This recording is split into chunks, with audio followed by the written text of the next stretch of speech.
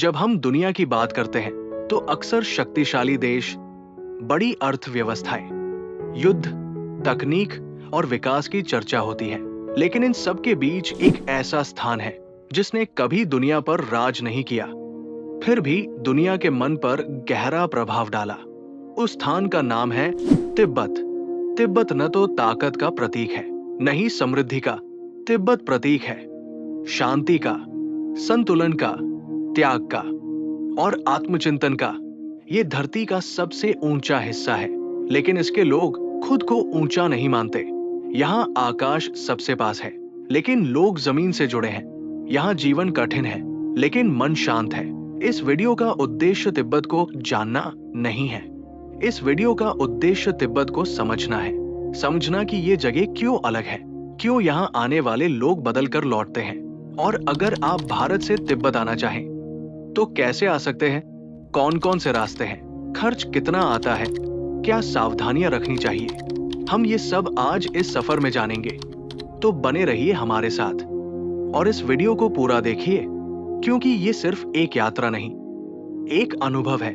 और अगर अभी तक आपने हमारे चैनल को सब्सक्राइब नहीं किया है तो अभी कर लीजिए, क्योंकि ऐसी यात्राएं हम आगे भी आपके लिए लाते रहेंगे। तिब्बत एशिया महाद्वीप के मध्य में स्थित एक विशाल पठार है, जिसे वैज्ञानिक भाषा में टिबेटन प्लेटो कहा जाता है। इसके चारों ओर दुनिया की सबसे ऊंची पर्वत श्रृंखलाएं हैं। दक्षिण में हिमालय, उत्तर में कुनलुन पर्वत, पश्चिम में काराकोरम और पूर्व में हेंगडुआन पर्वत। ये पर्वत सदियों तक तिब्बत की प्राकृतिक दीवार बने रहे। इसी कारण ये क्षेत्र लंबे समय तक बाहरी दुनिया से अलग रहा, और यही एक ऐसी सभ्यता विकसित हुई जो बाहरी प्रभावों से लगभग मुक्त थी।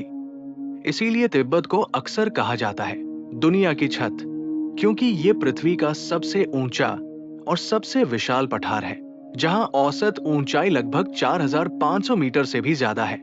यहाँ बर्फ से ढकी चोटियां हैं, हिमानी नदियां हैं, खुले अनंत मैदान है और सदियों पुरानी बौद्ध संस्कृति है। आज तिब्बत का प्रशासन चीन के अधीन तिब्बत ऑटोनॉमस रीजन के रूप में होता है, लेकिन इतिहास में ये एक अलग पहचान वाली सभ्यता थी। अपने धर्म, अपनी भाषा, अपनी परंपराओं और अपने दर्शन के साथ तिब्बत सिर्फ एक जगह नहीं है, ये एक विचार है, एक अनुभव है, एक मौन संवाद है इंसान और प्रकृति के बीच। यहाँ की संस्कृति बहुत पुरानी है, लेकिन आज भी जीवित है। लोगों का जीवन सरल है, पर उसमें गहराई है। यहाँ की धरती, पहाड़, नदियाँ, मठ, प्रार्थना झंडे सब मिलकर एक ऐसी कहानी कहते हैं जो शोर नहीं मचाती, बस धीरे धीरे मन में उतर जाती है। तिब्बती लोग धीरे बोलते हैं, धीरे चलते हैं, धीरे जीते हैं। वे तेज नहीं चलते ताकि मन पीछे न छूट जाए। वे ऊंची आवाज में नहीं बोलते ताकि बात का मतलब बना रहे। उनके चेहरे पर झुर्रियां नहीं होती, उनके चेहरे पर कहानियां होती हैं। वे कहते हैं जो बहुत तेज चलता है वो जिंदगी से आगे निकल जाता है। तिब्बत का आसमान दुनिया के सबसे साफ आसमानों में से एक है। रात को आप आकाशगंगा देख सकते हैं, हजारों तारे देख सकते हैं और कभी कभी चलते हुए उपग्रह भी। शायद इसीलिए प्राचीन काल में यहाँ खगोल विज्ञान बहुत विकसित था। यहाँ मौसम भी अलग है। गर्मी छोटी होती है, सर्दी लंबी होती है, बारिश कम होती है और हवा हमेशा चलती रहती है।